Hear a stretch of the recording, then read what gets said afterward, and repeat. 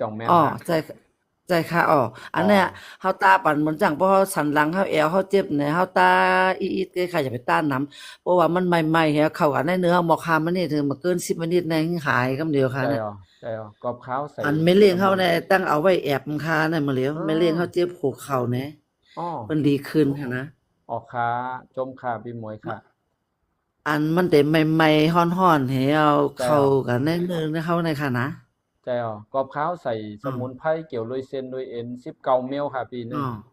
โอ้เป็นทำอันโยโย่อันตีไหนก็มีอันโยโย่ อ้อ อันโยโย่ไหนก็มีค่ะอัน50 บาทอ๋อมีขาเอาคันยเงาขามยุ่งๆค่ะใจหมวยค่ะเกียกอันที่ค่ะจำใจในเต็มอะไรมือเว้ามาเร็วอันไม่เลี้ยงเฮาค่ะเอาอันที่ปอแสเขาที่เฮ็ดอียาเป็นอีหยังอีหยังแน่ค่ะแช่ไว้ค่ะแหละอืมค่ะแช่บันเขาต้วยกำในมันเอาอันในแอบเพย้อนเพค่ะขึ้นในค่ะแหมงมันเจ็บหัวเขาเนี่ยอืมอันโอ้มันจมน่ะ